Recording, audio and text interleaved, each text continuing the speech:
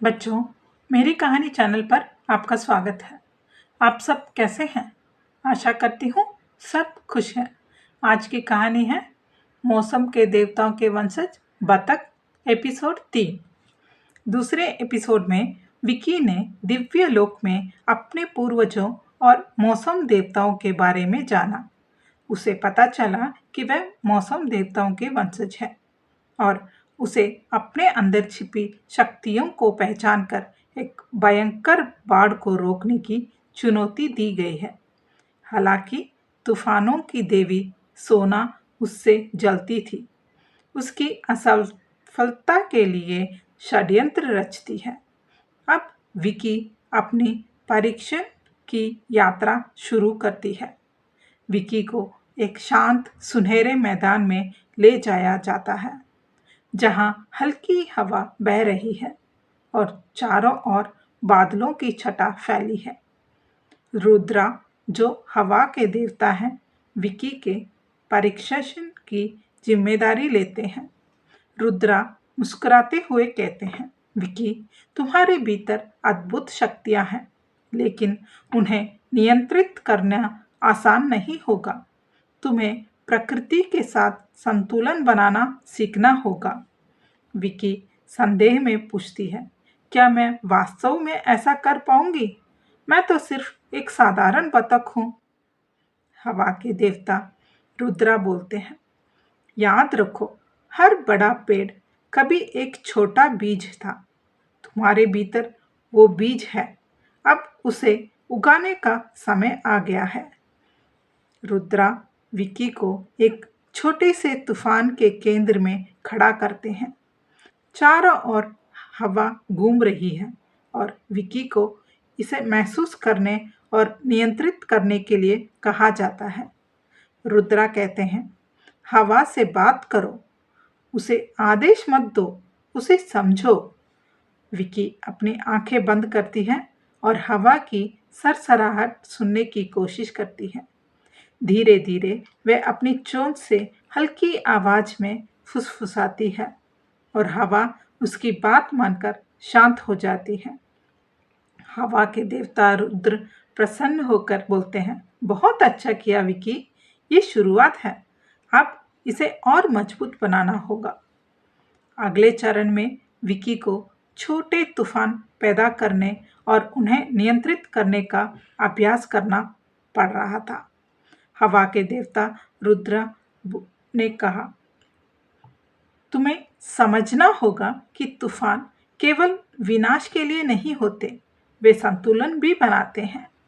विकी अपने पंख फैलाकर छोटे छोटे तूफान बनाती है, लेकिन वह जल्द ही उसके नियंत्रण से बाहर हो जाते हैं।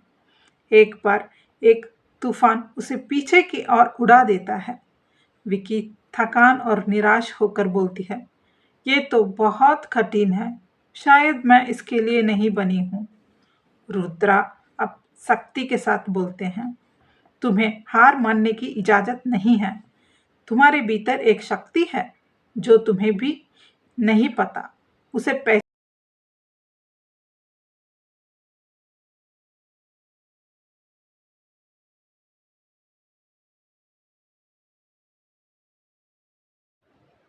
सोना अपनी शक्तियों का उपयोग करते हुए सोचती है, अगर वह इस छोटी परीक्षा में ही असफल हो जाए तो उसे बाढ़ का सामना करने का मौका ही नहीं मिलेगा।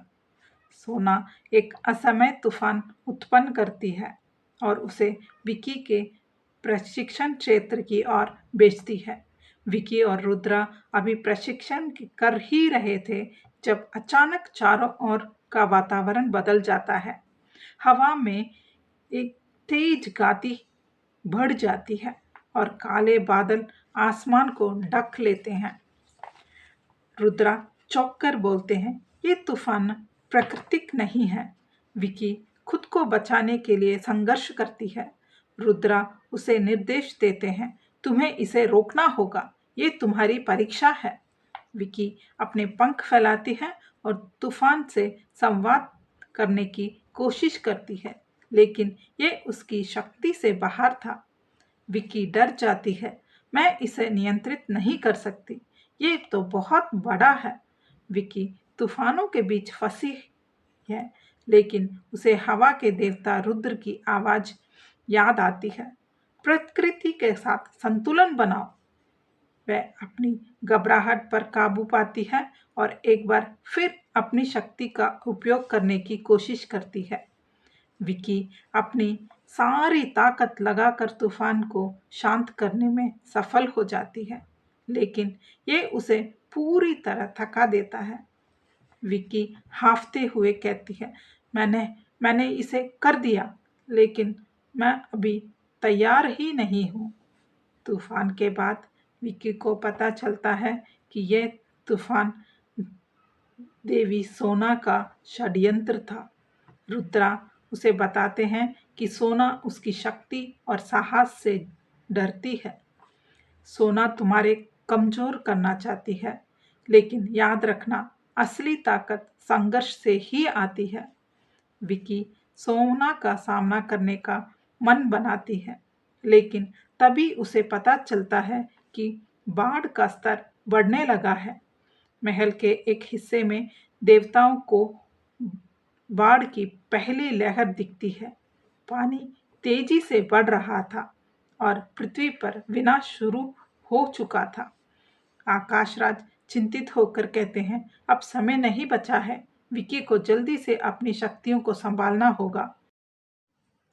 विकी इस खबर से चौंक जाती है, लेकिन उसे समझ आता है कि अब उसे अपनी कमजोरी भूलकर काम पर लगना होगा। विकी को सोना का साजिश का पता चल गया था, लेकिन वह उसे चुनौती देने के लिए रुक नहीं सकती थी। बाढ़ का सामना करने के लिए उसे तुरंत अपनी पूरी शक्ति का उपयोग करना होगा। अगले एपिसोड में क्या विकी अपनी ताकत को पूरी तरह पहचान पाएगी? क्या वह बाढ़ को रोक पाएगी या सोना की चालें उसे कमजोर कर देगी?